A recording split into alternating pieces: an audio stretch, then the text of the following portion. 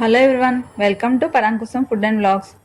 ఎటువంటి కోవాతో పని లేకుండా ఎప్పుడు తినాలనిపిస్తే అప్పుడు హెల్దీగా పక్కా కొలతలతోటి ఎప్పుడు చేసుకున్నా కూడా పర్ఫెక్ట్గా కుదిరేలాగా క్యారెట్ హల్వాని చూపించబోతున్నాను. లేట్ చేయకుండా స్టార్ట్ చేసిద్దాం రండి. ముందుగా స్టవ్ ఆన్ చేసుకొని ప్యాన్ పెట్టుకొని నెయ్యి వేసుకోవాలి. నెయ్యి హీట్ అయిన తర్వాత జీడిపప్పును కూడా వేసుకొని ఫ్రై చేసుకోవాలి. ఈ జీడిపప్పు లైట్ గోల్డెన్ కలర్ వచ్చేంత వరకు ఫ్రై చేసుకోవాలి. అలా గోల్డెన్ కలర్ వచ్చేంత వరకు ఫ్రై అయిన తర్వాత కిస్మిస్ని కూడా యాడ్ చేసుకోవాలి. కిస్మిస్ని కూడా వేసేసుకొని ఫ్రై చేసుకోవాలి. ఇది కంప్లీట్ గోల్డెన్ బ్రౌన్ కలర్కి చేంజ్ అవుతాయి. ఏమవుతాయంటే మనం కిస్మిస్ వేసేసి ఫ్రై చేసేటప్పటికి ఈ జీడిపప్పు మాడిపోతాయి. అందుకని లైట్ గోల్డెన్ కలర్లో ఉన్నప్పుడు ఈ కిస్మిస్ వేస్తే పర్ఫెక్ట్ కలర్లో ఫ్రై అవుతాయి. చూసారు కదా, రెండు కూడా గోల్డెన్ బ్రౌన్ కలర్లోకి చేంజ్ అయ్యాయి. ఇప్పుడు అదే ప్యాన్లో ఇంకొంచెం నెయ్యి వేసుకొని హీట్ చేసుకోవాలి. అలా హీట్ అయిన తర్వాత 1 కప్పు క్యారెట్ తురుముని అందులో వేసేసుకోవాలి. నేను ఇక్కడ 1/2 kg వరకు క్యారెట్స్ని తీసుకున్నాను. వాటిని తురుముకొని అందులో వేసుకుంటున్నాను. మీరు ఇలా తురుముకోనే పని లేకుండా మిక్సీ పట్టేసుకొని అయినా సరే వేసేసుకోవచ్చు. వేసేసుకొని క్యారెట్ తురుముకి ఆ నెయ్యి అంతా పట్టేలాగా కిందకి పైకి అంతా కలిసేలాగా ఒకసారి కలిపేసుకొని మూత పెట్టేసుకొని సిమ్ టు మీడియం ఫ్లేమ్లో కుక్ చేసుకోవాలి.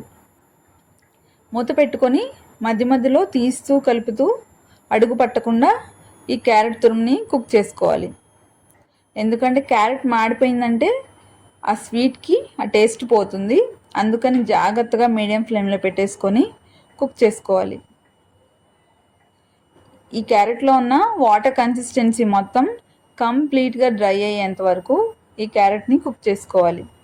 ఈ క్యారెట్ తురుముని హై ఫ్లేమ్లో పెట్టుకొని కుక్ చేస్తే ఏమవుతుందంటే ఈ క్యారెట్లో ఉన్న వాటర్ కన్సిస్టెన్సీ అంతా త్వరగా డ్రై అయిపోతుంది.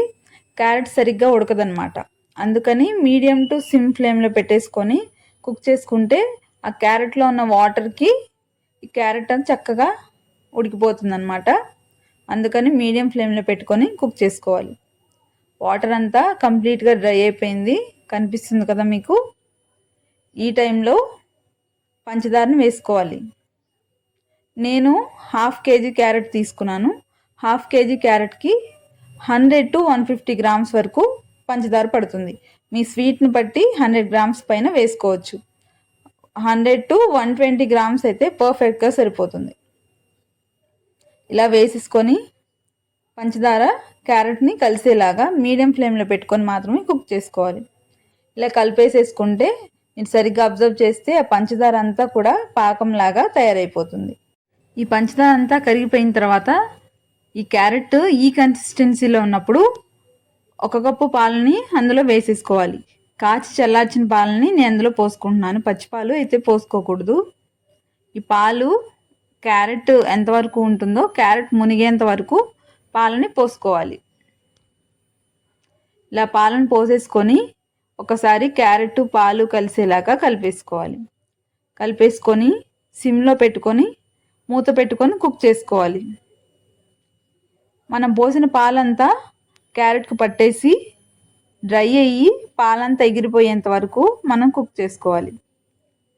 మనం వేసిన పాలు క్యారెట్కి పట్టేసి కోవాలాగా తయారవుతుందన్నమాట. చూసారు కదా, పాలు కంప్లీట్గా ఎగిరిపోయాయి. ఈ కన్సిస్టెన్సీలో ఉన్నప్పుడు 1 స్పూను యాలకుల పొడి వేసేసుకోవాలి. ఇలా యాలకుల పొడి వేసేసుకున్న తర్వాత ఈ క్యారెట్కి పట్టేలాగా బయటికి అరోమా రిలీజ్ అయ్యేంత వరకు సిమ్లో పెట్టుకొని కలుపుకుంటూ కుక్ చేసుకోవాలి. ఆ తర్వాత ఆల్రెడీ మనం ఫ్రై చేసి పెట్టుకున్న డ్రై ఫ్రూట్స్ని కూడా అందులో వేసేసుకోవాలి. జీడిపప్పు కిస్మిస్ వేసేసుకొని కలిపేసుకోవాలి. కలిపేసుకొని సిమ్లో పెట్టుకొని ఒక 2 minutes వరకు కుక్ చేసుకుంటే సరిపోతుంది. అంతే అండి, ఎంతో సింపుల్ అండ్ టేస్టీ హెల్దీ అయిన క్యారెట్ హల్వా రెడీ. ఎప్పుడంటే అప్పుడు చేసేసుకోవచ్చు. చాలా ఈజీగా ఉంది కదా ప్రాసెస్. ఎటువంటి కోవా యూస్ చేయకుండా చాలా తేలిగ్గా అయిపోతుంది. తప్పకుండా ట్రై చేయండి. ఈ స్వీటు పిల్లలకు కనుక చేసి పెట్టారంటే మళ్ళీ మళ్ళీ ఇదే చేయమని అడుగుతారు. అంత టేస్టీగా ఉంటుంది. మీరు కూడా ఈ స్వీట్ని చాలా ఇష్టపడతారు. వీడియో నచ్చితే లైక్ చేయండి, నా ఛానల్ని సబ్స్క్రైబ్ చేసుకోండి. మీలో క్యారెట్ హల్వా అంటే ఎంతమందికి ఇష్టమో కామెంట్ చేయండి.